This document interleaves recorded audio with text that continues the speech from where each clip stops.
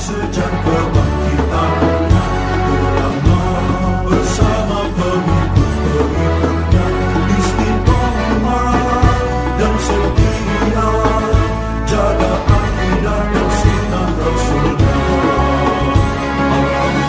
Alhamdulillah segala puji baginya ulama bersama pengikut-pengikutnya istiqomah dan setia menjaga agama nusa dan bangsa.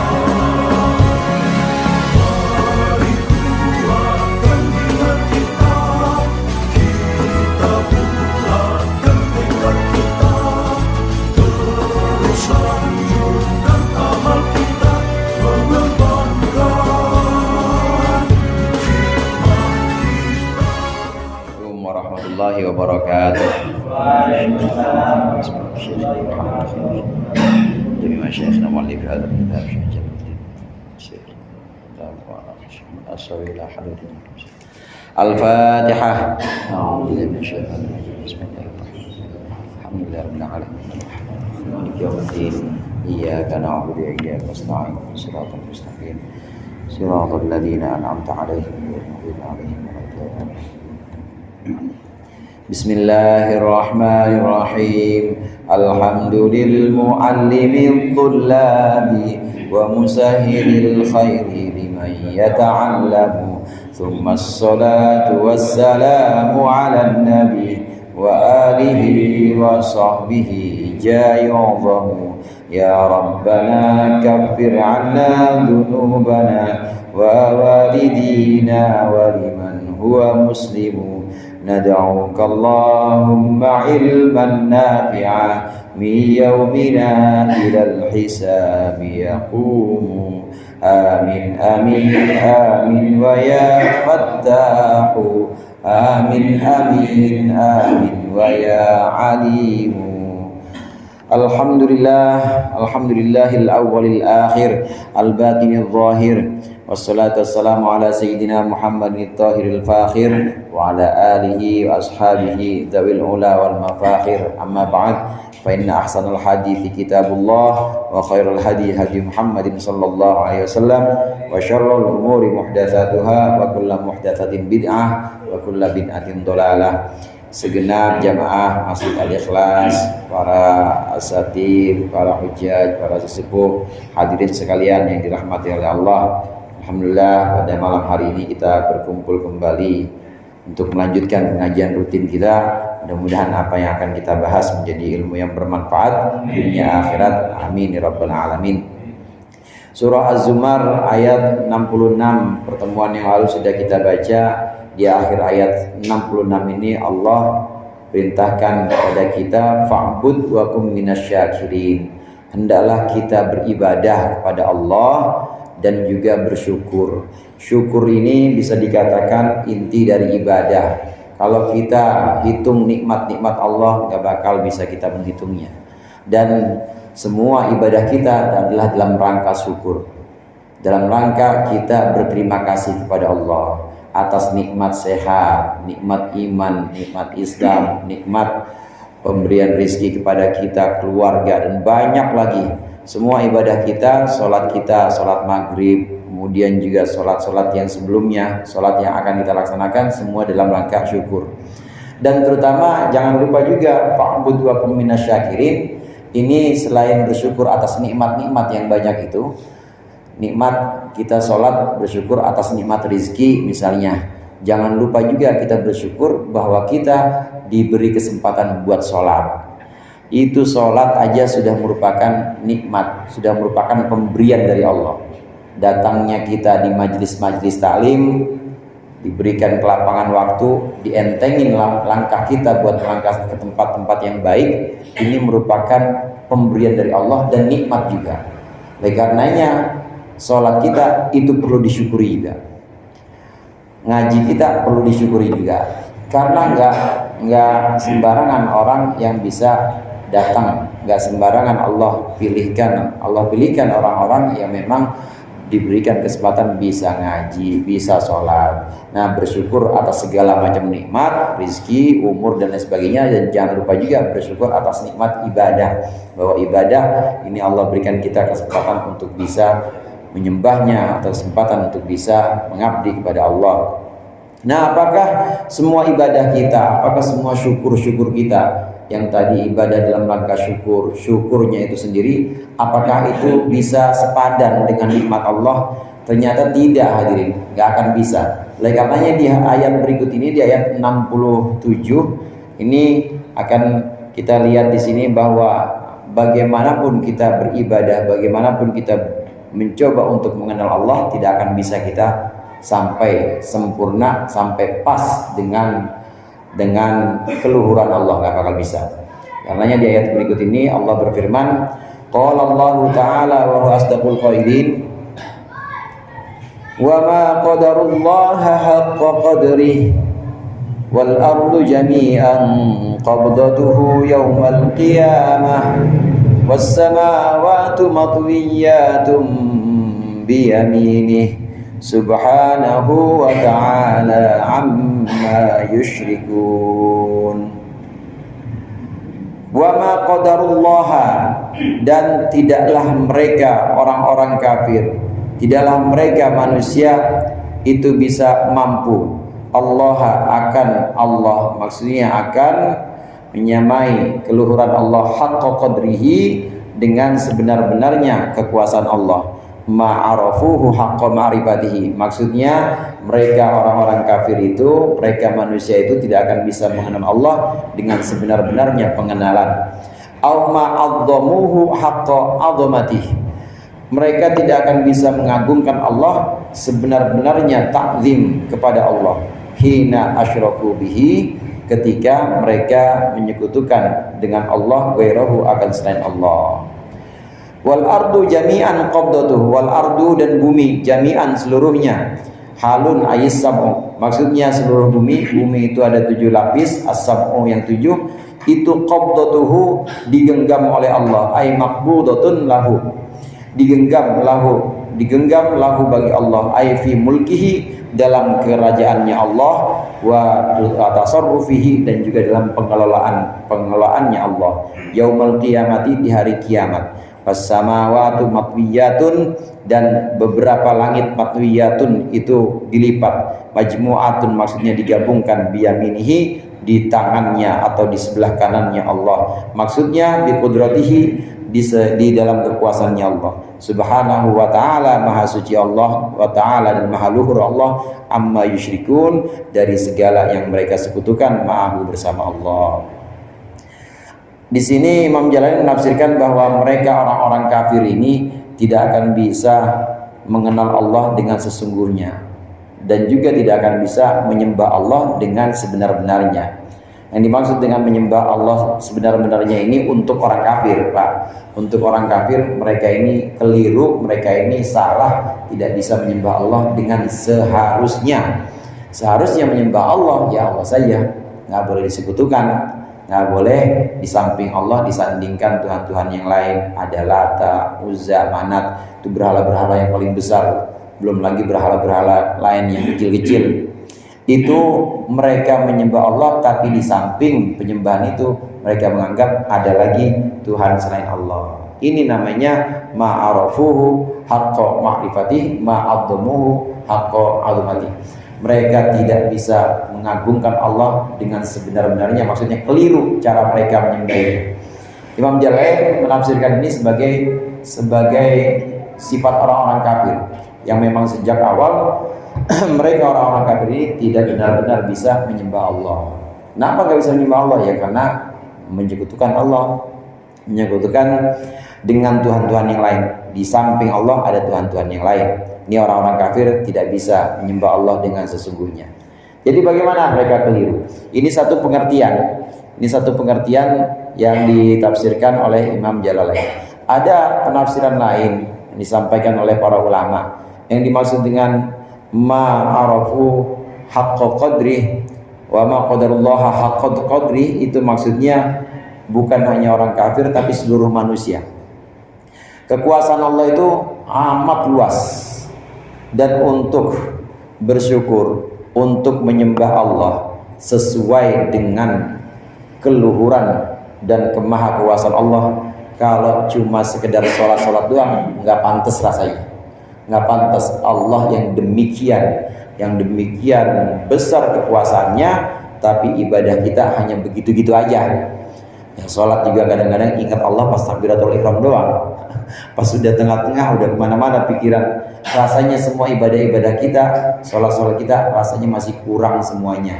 Kalau untuk mengagungkan Allah dengan sesungguhnya, untuk menyembah Allah dengan sesungguhnya, masih kurang juga rasanya ibadah-ibadah kita. Bahkan Nabi Muhammad hadirin itu mengatakan, subhanaka la nufsi tsana'an 'alaika anta kama athnaita 'ala nafsik. Ini tentang memuji aja. Maha suci Engkau ya Allah, aku tidak bisa memuji Engkau sebagaimana Engkau memuji dirimu sendiri. Itu Nabi Muhammad, saudara. Itu Nabi Muhammad yang pujian-pujiannya, yang kenalnya sama Allah, benar-benar kenal. Nabi itu bilang, ana a'rafukum billah. Saya itu paling mengenal Allah. Aku adalah orang yang paling mengenal Allah di antara kalian. Ya, di antara semua makhluk yang paling mengenal Allah itu adalah Nabi Muhammad. Nabi Muhammad aja mengakui bahwa pujiannya kepada Allah, ibadahnya kepada Allah itu belum seberapa kalau dibandingkan dengan derajat. Ada misalnya Pak, ada satu, ini kita buat ini aja, kita buat perumpamaan. Ada seorang pimpinan. Nah, pimpinan ini dengan ketinggian derajatnya, dengan ketinggian pangkatnya, karena pangkatnya ya pangkat RW dan RW. Nah, kira-kira penghargaan terhadap RW kan pasti beda dengan penghargaan terhadap lurah. Sama apa beda nggak? Beda pasti. Nah, kalau RW, taruhlah penghormatan kita kepada RW misalnya kita kasih sekitar 80 misalnya. Kepada lurah ya 120 lah misalnya. Begitu terus. Nanti kepada camat 150. Terus makin tinggi derajatnya, penghormatannya harusnya juga makin tinggi juga. Nah, ini kalau dibandingkan atau dianalogikan dengan tadi, dengan semakin tinggi derajat atau keluhuran yang dihormati, maka penghormatan itu akan lebih tinggi lagi. Allah itu udah pol-polan, udah paling sempurna. Allah itu udah paling sempurna, dan kita ini sangat lemah. Untuk pengabdian kita kepada Allah, untuk ibadah kita kepada Allah, nggak bakal bisa itu sesuai dengan keagungan Allah yang sedemikian agung, yang sedemikian besar, yang sedemikian sempurna. Nggak cukup rasanya, karena kita yang namanya hamba masih sangat kurang. Nabi Muhammad aja yang paling makrifat atau paling mengenal Allah itu ngerasa aja masih kurang, masih kurang. Nggak bisa Nabi Muhammad mengenal Allah dengan sesungguhnya, apalagi kita ya yang bukan Nabi, bukan apa, Nabi bukan, keturunan Nabi juga bukan, keturunan Nabi juga nggak ada yang bisa kayak Nabi, apalagi yang bukan keturunan Nabi. Kita kan keturunan Nabi Adam kalau kita mah, insya Allah benar kalau itu. Nah, Nabi Adam tahu dari Qabil atau dari siapa? Nah, ini perbandingan atau seharusnya sepadan atau sebanding harusnya, tapi karena kita lemah maka kita nggak bisa beribadah, nggak bisa mengenal Allah dengan semestinya, dengan selayaknya, sesuai dengan tingginya atau luhurnya Allah, nggak bisa. Ini sudah dinas oleh Al-Quran bahwa apapun ibadah yang dilakukan oleh makhluk itu tidak akan bisa sesuai dengan keluhuran Allah. Nggak bisa, nggak akan bisa dengan keluhuran Allah disamakan atau disesuaikan. Nabi Muhammad sendiri mengaku seperti itu, hadirin. Nabi Muhammad sendiri mengakui bahwa aku tidak bisa. Oleh karenanya Allah punya sifat syakur. Syakur itu artinya yang maha nerima. Nerima ke kalau orang Jawa itu. Ada orang Jawa sini? Orang Indonesia semua kayaknya. Nerima ke. Syakur itu artinya gampang nerima. Gampang nerima Allah. Ya, sholat sehari cuma 5 kali doang, padahal nikmatnya tiap jam dikasih nikmat sama Allah. Kata Allah, ya nggak apa-apa, aku terima. Namanya syakur itu. Kurang-kurang dikit, ada kesalahan-kesalahan dikit, mau istighfar, ya udah nggak apa-apa. Padahal di sisi Allah kesalahan itu besar, tapi dia benar-benar mau minta ampun, ya udah aku terima. Itu syakur tuh Allah. Allah punya sifat syakur. Ibadah-ibadah nggak semuanya, nggak ada yang bisa sesuai dengan nikmat-nikmat Allah, nggak ada yang sesuai dengan keluhuran Allah. Ya udah aku terima. Itu namanya syakur. Allah menerima atau gampang menerima pengabdian hamba. Meskipun kalau dibandingkan sekali lagi tidak akan cukup atau tidak akan sesuai dengan keluhuran Allah, dengan keagungan Allah, dan juga dengan nikmat-nikmat yang sudah Allah berikan kepada kita. Wa ma qadarullaha haqqa qadri. Itu maksudnya. Sekali-kali tidak bisa tidak bisa kita membuat satu pengabdian atau melakukan satu amal pengabdian kita yang menyamai, yang sifatnya itu sepadan dengan nikmat yang Allah berikan kepada kita, nggak akan bisa. Ini pengertian dari wa ma qadarullah haqqa qadri. Kemudian wal ardu jami'an qabdatuh. Bumi di sini seluruhnya bumi, artinya seluruhnya bumi di sini ditafsirkan oleh Imam Jalalain semua lapisan bumi yang 7 lapis itu, atau bisa juga diartikan bahwa seluruh bumi yang dikatakan bumi, yang namanya bumi ya bukan langit pokoknya, berarti berupa daratan atau berupa sesuatu yang bukan langit, planet-planet entah yang lain, itu semua digenggam oleh Allah nanti di hari kiamat. Wal ardu jami'an qabdatuh. Begitu juga langit nanti Allah kumpulkan di sini, ada di tangan, di kekuasaan Allah, ada di dalam kekuasaan Allah.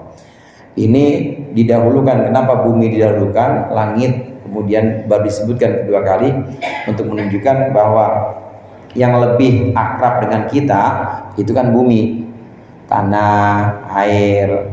Apa ada yang suka main ke Mars kali? Main ke bulan itu. Tapi yang paling akrab dengan kesadaran kita kan bumi. Oleh karenanya Allah dahulukan wal ardu jami'an qabdatuh.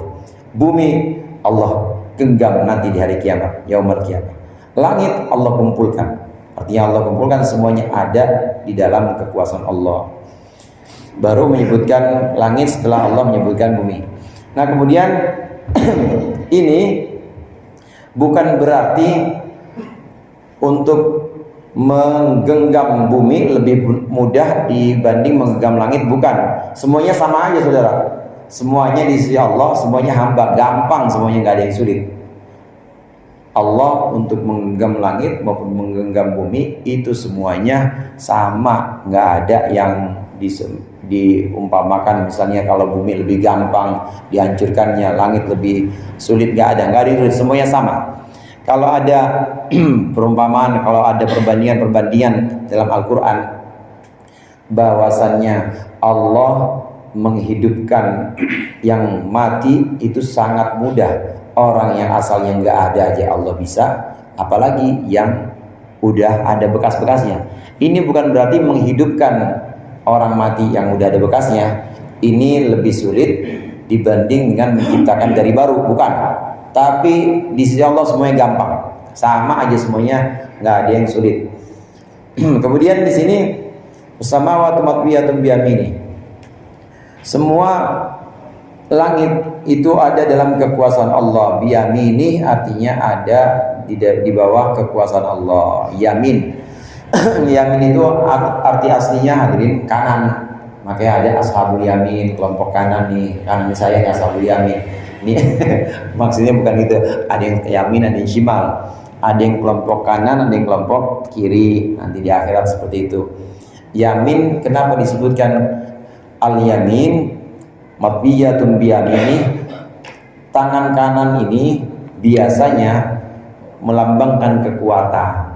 Biasanya melambangkan kekuatan sebagai satu simbol kekuasaan Allah. Bukan berarti Allah ada kanan kirinya, bukan. Itu pemahaman yang harus kita perhatikan. Dalam Al-Quran itu ada kata-kata yang memang maknanya itu bukan makna denotatif, artinya bukan makna harfiah. Kalau disebutkan langit dikumpulkan dengan kanannya, bukan berarti Allah punya kanan, punya kiri, bukan. Kalau kita tidak bahas tafsir seperti ini, maka bisa diartikan ya dengan salah, bahwa Allah ada kanan, ada kirinya, Allah punya tangan seperti itu. Yadullahi fawqa aydihim. Ada memang secara harfiah kalau diartikan ayat barusan, yadullahi fawqa aydihim, tangan Allah di atas tangan mereka, di atas tangan orang kafir. Berarti Allah punya tangan. Salah, bukan begitu. Oleh karenanya harus ada tafsir. Nah, tafsir bukan karangan ulama, bukan. Tafsir ini ulama juga pakai riwayat. Nabi pernah menjelaskan bahwa yang dimaksud dengan tangan bukan tangan seperti manusia. Karena Allah itu mukhalafatul lil hawadits. Allah beda dengan makhluk. Allah tidak ada kanan kirinya, ya tidak ada kaki, tangan dan sebagainya. Pokoknya beda dengan makhluk. Jadi jangan terus kita mengartikan secara harfiah sehingga pemahaman akidah kita salah bahwa Allah itu punya tubuh, salah seperti itu. Dulu ada kelompok namanya Mujassimah. Mujassimah itu yang membuat Allah punya jisim, punya jasmani. Jadi menganggap Allah itu punya jasmani. Nah, ini pemahaman yang keliru dari ayat-ayat Al-Quran. Bumi semua ada dalam genggaman Allah di hari kiamat. Begitu juga langit ini akan Allah kumpulkan. Akan Allah kumpulkan nanti di hari kiamat. Semuanya Allah Maha Kuasa dan Allah bebas dari segala macam yang dipersangkakan oleh orang-orang kafir. Orang kafir bilang bahwa Allah dibantu dengan berhala anu. Orang kafir bilang bahwa Allah untuk ngurusin manusia ini pakai berhala yang anu dengan wasilah. Nah, itu semuanya salah. Maha suci Allah dari segala macam yang disifati oleh orang-orang musyrik. Nah, wa nufikha fis-suri fasa'iqa man fis samawati wa man fil ardi illa man syaa Allah thumma nufikha fihi ukhra fa idahum qiyamun yanzurun. Setelah ayat 67 tadi, Allah menyampaikan bahwa bumi keseluruhannya ada dalam genggaman Allah. Langit akan dikumpulkan di bawah kekuasaan Allah di hari kiamat. Maka ayat berikut ini Allah menggambarkan tentang kejadian di hari kiamat. Wa nufikha fis-suri dan kemudian ditiup. Wa nufikha fis-suri, kemudian ditiup apa fis-suri? Trompet. Suri itu trompet, sangkakala. An-nafkhatul ula, ini adalah tiupan pertama. Fasa'iqa, maka kemudian mati. Sa'iqa itu mati. Selain mati apa? Kelenger. Apa selain kelenger? Modiar. Mata di sini mati. Ditiup maka mata mati. Man fil ardi, man fis samawati, seluruh manusia yang ada di langit, seluruh orang yang ada di langit, wa man fil ardi, dan tentunya orang yang ada di bumi. Illa man syaa Allah, kecuali orang-orang syaa Allah yang menghendaki. Allah akannya, Allah menghendaki tidak rusak atau tidak mati. Siapa itu diantaranya? Minal huri, yaitu para bidadari, wal wildani, dan anak-anak muda yang ada di surga, wa ghairihima, dan juga selain bidadari dan anak muda. Tsumma nufikha fihi ukhra, kemudian ditiupkan juga sangkakala ukhra yang lain, maksudnya yang berikutnya. Faidahum, maka tiba-tiba mereka para makhluk itu, jami'ul khalaiqil mauta, seluruh makhluk-makhluk yang mati, qiyamun yandurun. Mereka semuanya bangun, yanduruna, mereka menanti atau menunggu, yantadiruna ma yuf'alu bihim, mereka menanti apa yang akan diperlakukan bihim terhadap mereka. Allah gambarkan di sini tentang kejadian hari kiamat atau kejadian kerusakan, hari kerusakan bumi.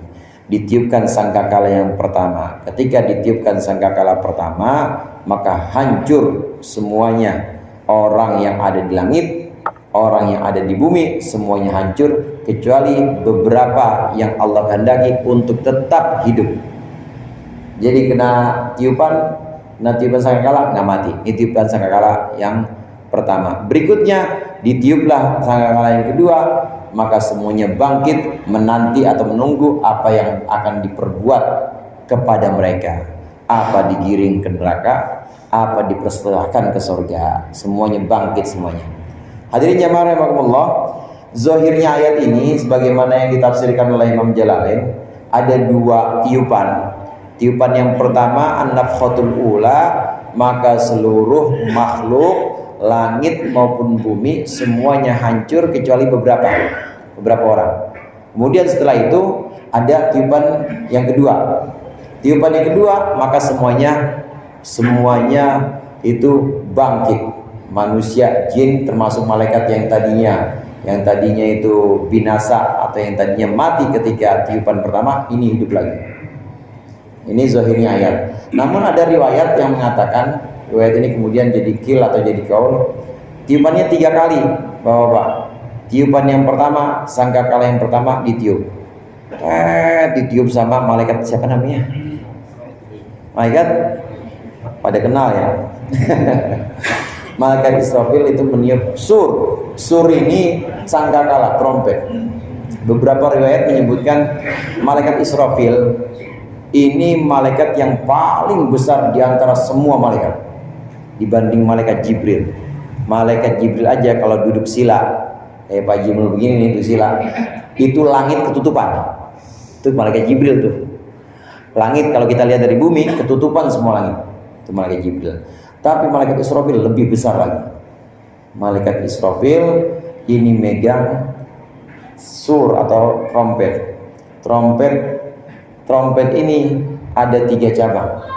Cabang yang pertama ke arsy, cabang yang kedua ini ke bumi, dan cabang yang ketiga ada di mulutnya malaikat Israfil. Udah siap-siap aja nih, tinggal tunggu perintah. Begitu tunggu perintah, habis semuanya. Ini trompet atau sangkakala yang dipegang oleh malaikat Israfil sedemikian besar sehingga seluruh makhluk dari awal penciptaan sampai akhir kalau masuk ke dalam trompet muat semuanya. Segitu gedenya itu. Soalnya itu trompet jadi jalan keluar masuknya arwah atau jalan keluar masuknya roh-roh itu. Arwah, ruh-ruh semua makhluk lewat situ semua. Dari bangsa jin dan bangsa manusia itu semuanya lewat situ semua. Kenapa tadi dari arsy, yang cabang yang satu dari arsy, kemudian cabang yang kedua itu kemudian ada di bumi. Ada di bumi. Karena inilah yang nanti akan ketika sudah ditiupkan sangkakala kedua, maka ruh-ruh itu nanti akan dikembalikan lagi ke jasad dari arsy, dari sisi Allah, maksudnya dari sisi Allah ini kepada jasad-jasad yang ada di bumi yang sudah siap untuk ditiupkan lagi ruhnya. Lewat sangkakala itu. Jadi lewat 3 cabang, satu ke arsy, satu ke bumi, satu ke mulutnya malaikat Israfil. Malaikat Israfil paling besar, dan arsy itu ada di punggungnya malaikat Israfil. Arsy itu kan udah makhluk paling besar, tapi ada di punggungnya malaikat Israfil. Jadi kalau bisa kita bayangkan gitu ya, kita bayangkan kan sama-sama makhluk ya, saudara. Yang nggak boleh bayangin itu bayangin Allah nggak boleh. Kalau ini bayangin arsy itu makhluk, singgasana Allah itu makhluk juga. Itu makhluk paling besar itu arsy. Nah tapi malaikat Israfil itu ada di punggungnya arsy itu, ada di punggungnya malaikat Israfil. Sedemikian besarnya malaikat Israfil. Kemudian tiupan sangkakala pertama, ini riwayat yang lain. Yang pertama tadi riwayat yang disampaikan Imam Jalalain, tafsir Jalalain ini menyebutkan 2 kali trompet. Nah kemudian riwayat yang lain menyebutkan 3 kali trompet. Trompet yang pertama ditiup malaikat Israfil, manusia nggak ada yang mati, saudara. Manusia akhir zaman ya. Kalau kita insya Allah nggak ngalamin ya. Soalnya yang ngalamin kiamat itu makhluk paling buruk. Ngalamin gimana meteor jatuh di depan rumahnya. Alhamdulillah. Ngalamin gimana itu tanah di depan, biasanya di depan ada parkir NMAX. Itu tanah belah masuk semuanya. Anaknya, bininya masuk itu semuanya. Nah tiupan, alhamdulillah, jangan kita insya Allah nggak ngalamin, karena itu makhluk yang paling buruk. Waktu Waktu Imam Mahdi dan Nabi Isa sudah selesai misinya, Imam Mahdi wafat, yang nyolatin Nabi Isa kemudian wafat, karena Nabi Isa kan belum wafat sampai sekarang, belum meninggal. Nabi Isa wafat. Setelah itu kan sebelumnya ini masa Imam Mahdi dan masa Nabi Isa, semua orang soleh semuanya, bagus. Orang Islam semuanya bagus semuanya. Setelah Dajjal kalah, bagus semuanya. Nah, setelah wafat Imam Mahdi dan Nabi Isa, mulai buruk lagi. Nah, saking lamanya ditinggal, nggak ada yang ngurus, makin buruk. Nah, itulah umat akhir zaman itu yang paling buruk. Nah, kemudian tiupan sangkakala pertama itu manusia nggak ada yang mati. Jadi ngelihat, menyaksikan itu, menyaksikan gimana laut itu, wa idas sama wa idal biharu fujirat, gimana laut itu ditumpahkan. Wa idas syamsu kuwirat, gimana matahari itu kemudian lepas dari porosnya, itu dilihat. Begitu gonjang-ganjingnya, ngerinya itu, sehingga orang yang tadinya bawa-bawaan ditinggalin begitu aja, kabur kemananya. Anak yang tadinya lagi digendong sama ibunya tinggal aja, yang penting gue selamat. Anak mah nggak tahu dah, suami apalagi, apanya mah nggak pernah dipikirin. Bodoh amat, tinggal. Setiap yang hamil meninggalkan atau setiap yang membawa meninggalkan apa yang dibawa. Ibu yang menyusui ini lari dari anaknya semua, nggak ada yang dipikirin. Yang penting nafsi selamatin. Melihat semua itu, saudara. Tiupan sangkakala pertama, manusia nggak ada yang mati. Dan itu dia ngelihat gimana pengennya cepet-cepet mati, tapi nggak mati-mati, itu siksaan namanya. Nah, baru bagaimana saat ini, saat kejadian ini, mereka melihat bagaimana sakitnya ditinggalkan atau dilukai, dan orang-orang yang mereka itu dekat sama mereka tahu terluka, kelihatan semua itu. Nah, baru ketika sangkakala yang kedua, baru hancur dan mati semuanya, termasuk yang di langit, para malaikat, termasuk juga yang dalam kubur, Bapak-bapak. Yang dalam kubur bagaimana? Emang hidup kan yang dalam kubur? Malaikat seperti para nabi, para syuhada, ulama-ulama itu di alam barzah kan hidup, sekarang hidup. Karena hidup. Bagaimana tiupan sangkakala kedua? Pingsan. Wah, kiamat ini bener. Pingsan. Jadi ada tiupan sangkakala kedua yang membuat mereka ini pingsan. Semua malaikat juga mati. Jadi kalau yang dalam kubur pingsan, orang udah mati sebelumnya, tapi dia pingsan, saking kencengnya ini trompet ini.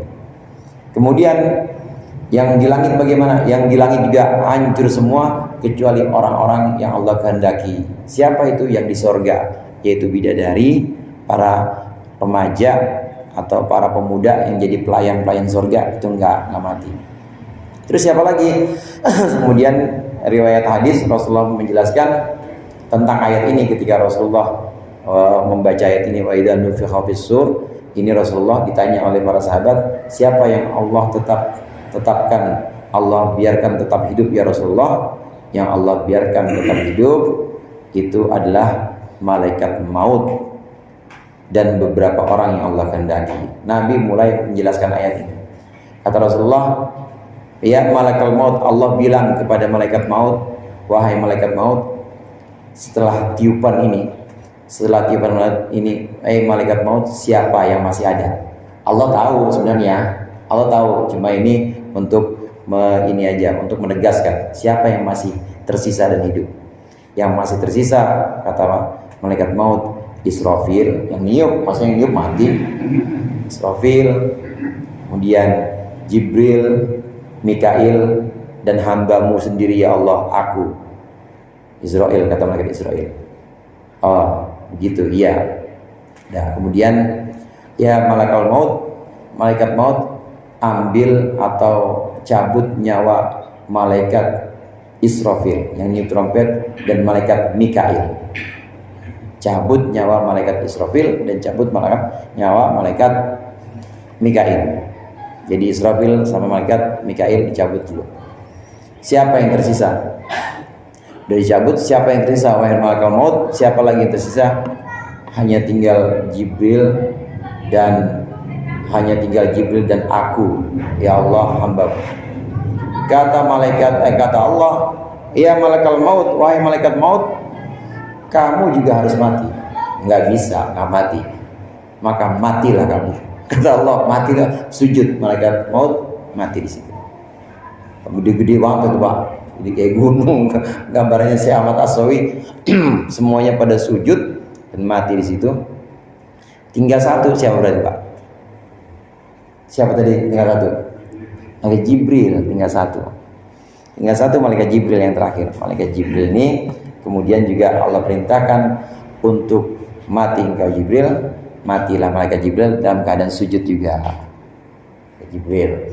Dan terakhir, jadi tinggal Allah sendirian. Tinggal Allah sendirian.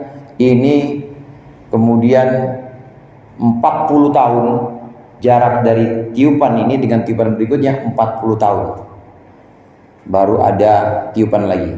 Dan kemudian Allah turunkan itu hujan dari langit dan Allah tumbuhkan yang ada dari bumi selama 40 tahun itu. Hujan udah mulai tumbuh. Demikian juga Allah mulai mendekati tiupan yang kedua. Ini Allah turunkan juga dari langit air. Penjelasan Syekh Ahmad As-Sawi dalam riwayat, beliau menyebutkan, mengutip satu riwayat, ini kemudian Allah turunkan dari langit air yang agak kental, mohon maaf, kayak mani. Nah dari situlah kemudian mulailah jasad-jasad yang dulu itu tinggal tulang belulang atau yang hancur sama sekali karena air ini kemudian mulai terbentuk semuanya. Dan hujan yang 40 tahun itu, dalam jangka waktu 40 tahun itu, yang mungkin ya barangkali itu juga untuk mengumpulkan yang mungkin ada dimakan sama ikan hiu, kemana palanya, kemudian baru temu badannya dikuburnya sama tanah kusir. Tapi adanya di mana palanya dikumpulin lagi itu selama 40 tahun, dikumpulkan dengan kuasa Allah, dengan iradah Allah, dikumpulkan selama itu. Setelah siap kemudian baru Allah susun. Nah, memang hadirin, sabda Rasulullah SAW, semua hancur dari bagian tubuh manusia, semua hancur kecuali ad-danab. Ad-danab itu tulang ekor. Jadi tulang ekor itu nanti disisain. Tulang ekor itu mungkin ya tulang ekor. Kalau dalam ini mungkin apa Om Kul namanya, microchip ya, chipnya lah pokoknya di situ. Jadi chipnya setiap orang di situ nggak bakal keliru itu, nggak bakal keliru dan nggak bakal terus palanya saya ada di palanya Om Kul, nggak bisa keliru. Pokoknya itu disisain di situ. Namanya tulang ekor. Nah tulang ekor inilah yang kemudian nanti dari situ muncul dengan hujan tadi 40 tahun, kemudian muncul tubuh-tubuh yang lama, ya tubuhnya tubuh yang dulu juga, bukan tubuh yang baru. Ya kalau tubuh yang baru nggak adil, orang yang maksiat tubuh lama, masa yang sisa tubuh baru, yang ibadah kan tubuh lama, masa yang dapat pahala atau yang dapat kenikmatan tubuh yang baru kan enggak. Maka tubuh yang lama juga Allah tumbuhkan kembali. Baru setelah siap semuanya, Allah tiupkan sangkakala yang kedua. Nah semuanya ini bangkit semuanya. Hadirin jamaah rahimakumullah, ada satu kaul yang mengatakan, yang agak menarik di sini. Ada satu kaul yang mengatakan satu-satunya selain yang Allah kehendaki tadi, yang Allah kehendaki untuk tetap hidup, bidadari, kemudian pemuda-pemuda surga, dan beberapa malaikat tadi. Akhirnya beberapa malaikat kan harus mati juga, harus mati. Tapi yang menarik, ada satu kaul yang mengatakan satu nabi ada yang enggak meninggal dan dia melihat itu.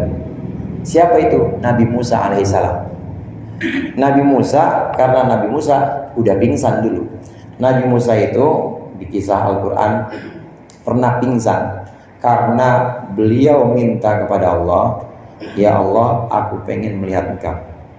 Nggak bisa Musa, aku pengen ya Allah. Nabi Musa memang gitu, emang kalau itu ya kekeh dia ngeyel. Aku pengen. Gini Musa, lihat gunung itu. Kalau gunung itu tetap di tempatnya, kamu akan lihat aku, kata Allah. Fa in istaqarra makana fasawfa tarani. Allah baru cahayanya aja, baru cahaya yang Allah saja yang muncul, hancur gunung. Nabi Musa pingsan. Nah, Nabi Musa udah pernah pingsan di situ. Pingsan udah pernah, wafat udah tentu wafat juga. Wafatnya di satu padang yang dalam surat Al-Baqarah itu disebutkan satu padang di mana Bani Israel itu 40 tahun di sana nggak bisa keluar karena oleh Allah dikasih sanksi. Nabi Musa wafat di situ, baru kemudian diganti oleh Nabi setelahnya. Udah wafat. Jadi Nabi Musa pingsan udah, wafat juga udah. Nah, padahal semuanya manusia itu cuma dua, sekali mati dan sekali pingsan. Kita nih misalnya meninggal sekarang, meninggal udah. Nanti dalam dikubur ada nikmat kubur lagi, amin. Kalau kita nikmat kubur ya, ada nikmat kubur, ada pertanyaan semuanya. Hidup lagi kita di situ, mengalami ada kehidupan lagi. Nah setelah itu pingsan, jadi mati dan pingsan, matinya sekali, pingsannya sekali. Semua manusia seperti itu, matinya sekali, pingsannya sekali. Nabi Musa udah semua, mati udah, pingsan udah. Pingsan waktu ngelihat gunung hancur karena nggak kuat tuh gunung. Kemudian Nabi Musa pingsan. Maka Nabi Musa dengan izin Allah nggak pingsan lagi waktu itu. Udah pernah maksudnya. Yang lain kan belum pernah. Yang dalam kubur yang belum pernah. Nah Nabi Musa dengan izin Allah menyaksikan ini semuanya, kehancuran semuanya ini termasuk yang Allah kecualikan. Di antaranya Nabi Musa. Ini kejadian hari kiamat, kejadian di hari kebangkitan. Ketika sudah siap semuanya, maka Allah bangkitkan pertama kali malaikat Israfil. Malaikat Israfil inilah yang kemudian Allah perintahkan untuk tiup. Israfil ditiup. Nah, ketika ditiup, maka kemudian ya wa nufikha fis-sur fasa'iqa nufikha fis-sur faidahum wa nufikha fihi ukhra faidahum qiyamun yanzurun. Maka semuanya berdiri menunggu apa yang akan diperlakukan kepada mereka. Orang-orang beriman setelah siap semuanya, ditiup sangkakala yang kedua, ruhnya kembali ke jasadnya. Orang-orang beriman bangun, nih mulai kuburan meletek Pak, kuburan mulai retak. Jadi tanah itu udah mulai retak kayak tanah yang ada tumbuh pohon, mulai retak. Begitu juga tanah ini mulai retak dan keluar. Yang keluarnya bukan pohon, yang keluarnya orang semuanya. Orang-orang beriman, orang-orang Islam ini kemudian dipersilahkan oleh Allah, yauma nahsyurul muttaqina ila rahmani wafda. Allah kumpulkan orang-orang beriman seperti tamu. Jadi tamu itu gimana? Ada jemputannya saudara, ada jemputannya, ada kendaraan-kendaraannya. Apa kendaraannya? Amal. Ngaji kita, sholat kita, sedekah kita, itu yang nanti kendaraan. Begitu keluar ada kendaraan-kendaraan buat orang-orang mukmin. Allah sebutkan yauma nahsyurul mu'minina muttaqina ila rahmani wafda. Kami kumpulkan orang-orang yang bertakwa kepada Allah yang Maha Pengasih. Jadi kemana? Ke surga. Kumpulkan. Dan dari awal bangkit udah ada kendaraannya, amal. Kalau kita sholat, kemana-mana kita bawa sholat, kita pergi kampung, sholat nggak kita tinggal, kita pergi tugas ke luar negeri, sholat nggak pernah tinggal, sholat kita bawa-bawa terus. Itu nanti hadirin di hari kiamat datang sholat kepada kita. Loh, ini apa? Siapa kamu?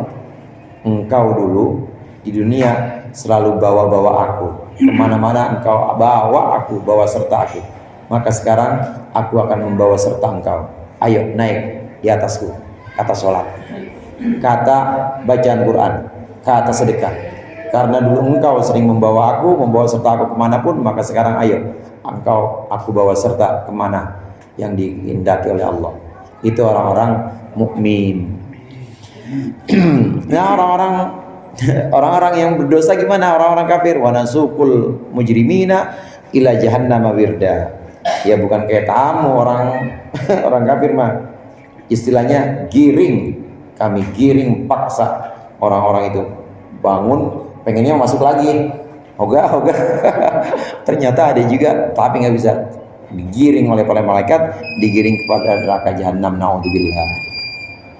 Mudah-mudahan bermanfaat. Dikurangnya saya mohon maaf. Wallahul muwaffiq ila aqwamit thoriq. Assalamualaikum warahmatullahi wabarakatuh. Waalaikumsalam warahmatullahi wabarakatuh.